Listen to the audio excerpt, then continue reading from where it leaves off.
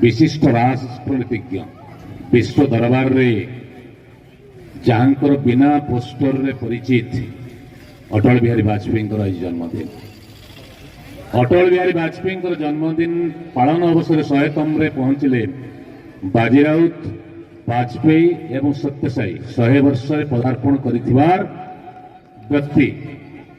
तेणु एभली दिन में पुणी मंत्रिमंडल जी थे डॉक्टर देवेंद्र प्रधान भूपृष्ठ परिवहन मंत्री। आज तारीख में वर्तमान सरकार अतीत सरकार भविष्य सरकार भी स्वप्न देखिबे ना नहीं संदेह। ओडिशा रे 2200 किलोमीटर जातीय राजपथ घोषणा करिबा पूरी बड़दाण्ड समेत जहाँ थिला भूमिका डॉक्टर देवेंद्र प्रधान भूमिका अटल बिहारी वाजपेयी प्रेरणा। ये हूँ आज तांकर भूमि पूजन उत्सव कार्यक्रम रे डॉक्टर देवेंद्र प्रधान प्रतिमूर्ति हम। आयोजक बंधु माने तांकर जन्मदिन तीरधान रे मने पकई आसिबे। अनुगुल जिला अविभक्त ढेंकानाल जिला तांकर एक विजन थिला। ओडिशार आर्थिक मेरुदंड जो अवस्था रे सेतल थिला ताकू आहरी नूतन जातीय राजपथ द्वारा ओडिशार आर्थिक मानदंड को से बढ़ई थिले। खाली सेतिकी नुहे यही तांकर देवगढ़ लोकसभा रे जेते जेते कन्स्टिट्यूएंसी तले थिला एबे देवगढ़ कन्स्टिट्यूएंसी नाही। से समय से सबु विधानसभा रे तांकर एमपी लैड जोटा अछि सेटा ठीक भाव ग्राम गुड़ी को बंटन करथिले एवं तांकर टाइम पंक्चुअल थिला जोड़ा महेश भाई विशिष्ट राजनीतिज्ञ विश्व दरबार रे जहांकर बिना पोस्टर रे परिचित अटल बिहारी वाजपेयी आज जन्मदिन।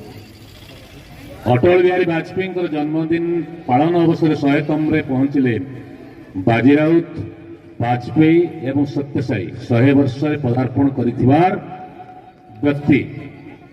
तेणु एभली दिन में पुणी मंत्रिमंडल जी थे डॉक्टर देवेंद्र प्रधान भूपृष्ठ परिवहन मंत्री। आज तारीख में वर्तमान सरकार अतीत सरकार भविष्य सरकार भी स्वप्न देखिबे ना नहीं संदेह। ओडिशा रे 2200 किलोमीटर जातीय राजपथ घोषणा करिबा पूरी बड़दाण्ड समेत जहाँ थिला भूमिका डॉक्टर देवेंद्र प्रधान भूमिका अटल बिहारी वाजपेयी प्रेरणा। ये हूँ आज तांकर भूमि पूजन उत्सव कार्यक्रम रे डॉक्टर देवेंद्र प्रधान प्रतिमूर्ति हम। आयोजक बंधु माने तांकर जन्मदिन तीरधान रे मने पकई आसिबे। अनुगुल जिला अविभक्त ढेंकानाल जिला तांकर एक विजन थिला। ओडिशार आर्थिक मेरुदंड जो अवस्था रे सेतल थिला ताकू आहरी नूतन जातीय राजपथ द्वारा ओडिशार आर्थिक मानदंड को से बढ़ई थिले। खाली सेतिकी नुहे यही तांकर देवगढ़ लोकसभा रे जेते जेते कन्स्टिट्यूएंसी तले थिला एबे देवगढ़ कन्स्टिट्यूएंसी नाही। से समय से सबु विधानसभा रे तांकर एमपी लैड जोटा अछि सेटा ठीक भाव ग्राम गुड़ी को बंटन करथिले एवं तांकर टाइम पंक्चुअल थिला जोड़ा महेश भाई विशिष्ट राजनीतिज्ञ विश्व दरबार रे जहांकर बिना पोस्टर रे परिचित अटल बिहारी वाजपेयी आज जन्मदिन। अटल बिहारी वाजपेयी जन्मदिन पालन अवसर 100तम रे पहुंचले बाजीराउत वाजपेयी एवं सत्यसाई 100 वर्ष पदार्पण कर व्यक्ति। तेणु एभली दिन में पुणी मंत्रिमंडल जी थे डॉक्टर देवेंद्र प्रधान भूपृष्ठ परिवहन मंत्री। आज तारीख में वर्तमान सरकार अतीत सरकार भविष्य सरकार भी स्वप्न देखिबे ना नहीं संदेह। ओडिशा रे 2200 किलोमीटर ଜାତୀୟ ରାଜପଥ ଘୋଷଣା କରିବା, ପୁରୀ ବଡ଼ଦାଣ୍ଡ ସମେତ ଯାହା ଥିଲା ଭୂମିକା ଡକ୍ଟର ଦେବେନ୍ଦ୍ର ପ୍ରଧାନଙ୍କର ଭୂମିକା ଅଟଳ ବିହାରୀ ବାଜପେୟୀଙ୍କର ପ୍ରେରଣା।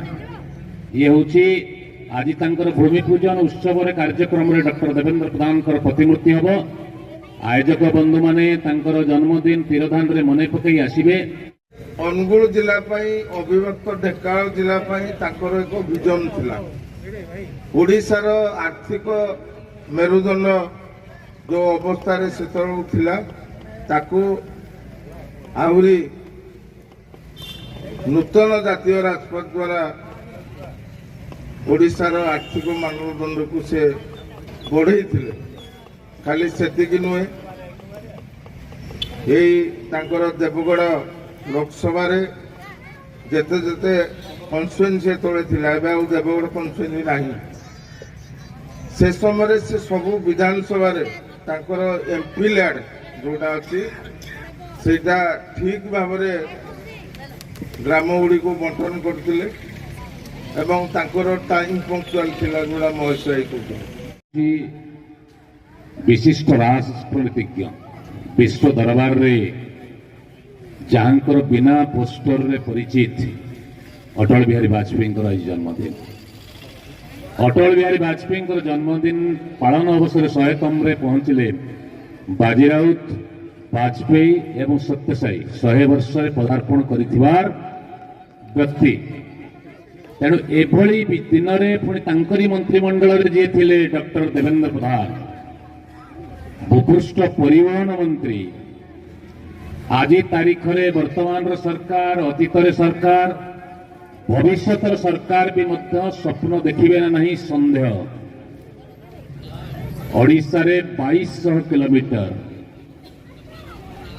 ଜାତୀୟ ରାଜପଥ ଘୋଷଣା କରିବା, ପୁରୀ ବଡ଼ଦାଣ୍ଡ ସମେତ ଯାହା ଥିଲା ଭୂମିକା ଡକ୍ଟର ଦେବେନ୍ଦ୍ର ପ୍ରଧାନଙ୍କର ଭୂମିକା ଅଟଳ ବିହାରୀ ବାଜପେୟୀଙ୍କର ପ୍ରେରଣା।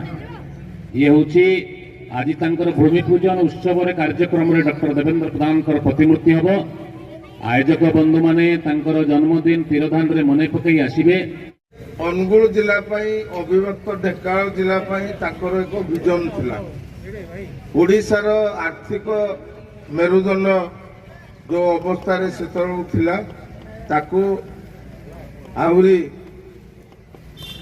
ନୂତନ ଜାତୀୟ ରାଜପଥ ଦ୍ୱାରା ଓଡ଼ିଶାର ଆର୍ଥିକ ମାନଦଣ୍ଡକୁ ସେ ବଢ଼େଇଥିଲେ। ଖାଲି ସେତିକି ନୁହେଁ, ଏଇ ତାଙ୍କର ଦେବଗଡ଼ ଲୋକସଭାରେ ଯେତେ ଯେତେ କନଷ୍ଟିଚୁଏନ୍ସି ସେତେବେଳେ ଥିଲା, ଏବେ ଆଉ ଦେବଗଡ଼ କନଷ୍ଟିଚୁଏନ୍ସି ନାହିଁ। ସେ ସମୟରେ ସେ ସବୁ ବିଧାନସଭାରେ ତାଙ୍କର ଏମ୍ପି ଲ୍ୟାଡ୍ ଯେଉଁଟା ଅଛି ସେଇଟା ଠିକ୍ ଭାବରେ ଗ୍ରାମଗୁଡ଼ିକୁ ବଣ୍ଟନ କରିଥିଲେ ଏବଂ ତାଙ୍କର ଟାଇମ୍ ପଙ୍କ୍ଚୁଆଲ ଥିଲା, ଯେଉଁଟା ମହେଶ ଭାଇ କହୁଥିଲେ।